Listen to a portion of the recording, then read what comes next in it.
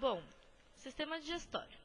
A função do sistema é receber estímulos, tanto do ambiente externo quanto do interno, e elaborar e enviar respostas a esses estímulos. Os tecidos nervosos são compostos por neurônios e células gliais. Ele é sensível a vários tipos de estímulo que se originam de fora ou no interior do organismo. As células gliais, como vocês podem ver nessa imagem aqui, são responsáveis por nutrir e dar suporte aos neurônios. Existem 4 tipos de células gliais. E é isso. Bom, os neurônios, você pode ver aqui nessa imagem, são células responsáveis por impulsos nervosos. E 10% do sistema nervoso são neurônios. Eles são formados por dendritos, corpo celular e axônio.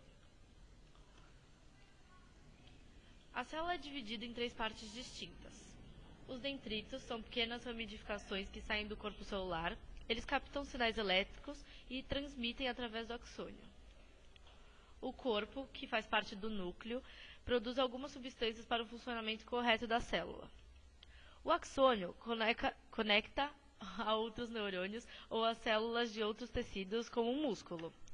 E a bainha de mielina, composta de células especializadas, faz com que o transporte de impulsos elétricos sejam mais rápidos.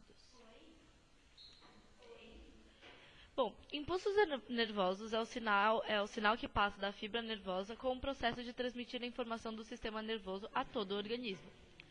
Para que o impulso nervoso passe de um órgão receptor ao encéfalo, ou do encéfalo a um órgão, ele necessita percorrer vários neurônios. Como você pode ver aqui, ele recebe e passa. Bom, a sinapse. A sinapse é a região onde 2 neurônios se aproximam. Nisso ocorre a liberação de substâncias chamadas neurotransmissores, que possibilitam a transmissão do estímulo para o outro neurônio. Aqui, fazendo a sinapse, 2 neurônios.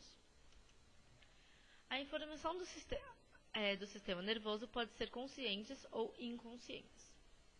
As conscientes, ou também denominadas autônomas, fazem parte do sistema visceral ou vegetativo. Sistema nervoso autônomo. Ele é dividido em basicamente 2 partes, o sistema simpático e o sistema parasimpático. No sistema parasimpático tem um neurotransmissor que é a acetilcolina e no simpático é a adrenalina. O sistema simpático estimula ações que permitem ao organismo responder à situação de estresse, como a reação de lutar ou fugir. Temos ações como inibição do sistema digestório, dilatação da pupila, como vocês podem ver aqui nesta imagem, o direcionamento do sangue para os músculos, o aumento da frequência respiratória, o aumento da pressão arterial e a aceleração dos batimentos cardíacos. Anatomicamente, ele é formado por 2 grupos de neurônios, os pré e os pós-ganglionares. Seus neurônios pré-ganglionares se situam na medula espinhal. Já os neurônios pós-ganglionares se situam próximo à coluna vertebral. Aqui vai para o órgão direto e aqui passa pelos gânglios depois para ir para o órgão.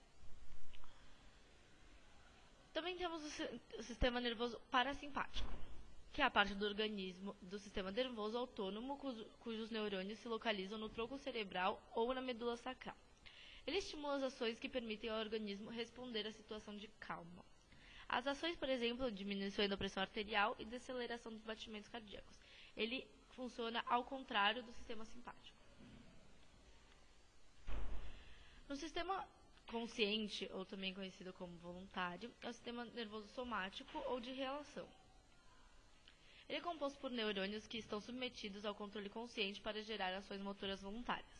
Transmitem a informação dos órgãos dos sentidos ao sistema nervoso central e transportam mensagens do sistema nervoso central para os músculos.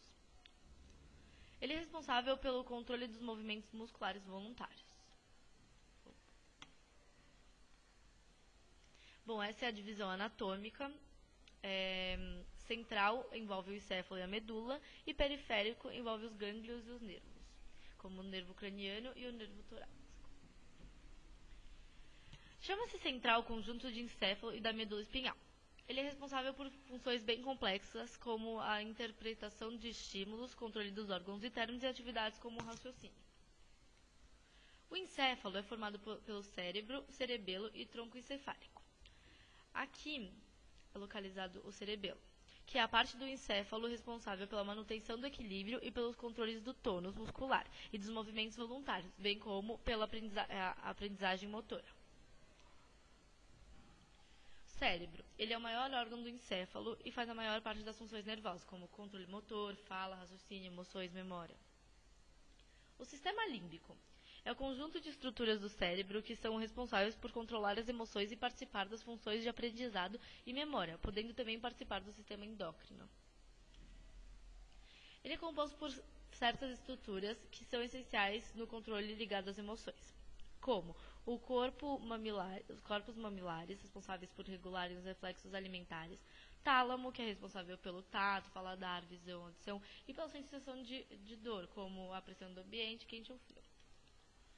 Giro cingulado, responsável pelos odores e a visão. Amígdalas, responsável por memórias emocionais. E hipocampo, responsável pelas memórias recentes. O tronco encefálico é uma área do encéfalo que fica localizado entre o tálamo e a medula espinhal. Ele possui certos centros reguladores de função vitais, como os centros cardioaceleradores e o centro respiratório. O tronco encefálico pode ser dividido em bulbo, ponte e mesencéfalo. Entre eles passam as fibras nervosas que levam impulsos nervosos do cérebro para a medula e vice-versa. Aqui é o bulbo, a ponte e o mesencéfalo. O bulbo tem como função vital a respiração, os batimentos do coração e o controle da pressão arterial. A função da medula espinhal é comunicar o sistema nervoso central ao sistema nervoso periférico, trazer os estímulos sensitivos dos nervos para o cérebro e enviar estímulos motores do cérebro para os nervos periféricos. Ele estende-se da base do crânio até logo debaixo das costelas. Ele é cercado por um conjunto de ossos chamados vértebras, que formam a coluna vertebral, capaz de flexionar-se quando nos dobramos ou movemos. É formado por mais de 2 dúzias de vértebras e é protegida pelos arcos ósseos. Aqui, medula espinhal, os nervos espinhais, coluna. As vértebras possuem pequenas aberturas pelas quais os nervos podem passar, dividindo-se a partir da própria medula espinhal. A estrutura da coluna é mantida unida por flexíveis cordões de ligamentos e por músculos. Bom, o sistema nervoso periférico é formado por nervos que são feixes compactos com milhares de axônios. Quando os feixes partem do encéfalo, são chamados de nervos cranianos. Quando partem da medula espinhal, são chamados de nervos espinhais. Os nervos, tanto cranianos quanto espinhais, são classificados em 3 tipos. Sensitivos, que conduzem os estímulos até o sistema nervoso central. Motores, levam os estímulos do sistema nervoso central até os órgãos e tecidos receptores de impulsos nervosos. E eles reagem assim de 2 formas, contraindo os músculos ou secretando substâncias. Ou os mistos, quando os nervos são compostos de feixes de axônios de neurônios aferentes e eferentes. No sistema nervoso periférico, há 12 pares de nervos cranianos. Como vocês podem observar aqui na imagem, são 12. Nervos espinhais, que formam 31 pares. Bom, os reflexos são atos motores provocados por estímulos sensitivos, dos quais não temos consciência, cuja função é proteger o organismo.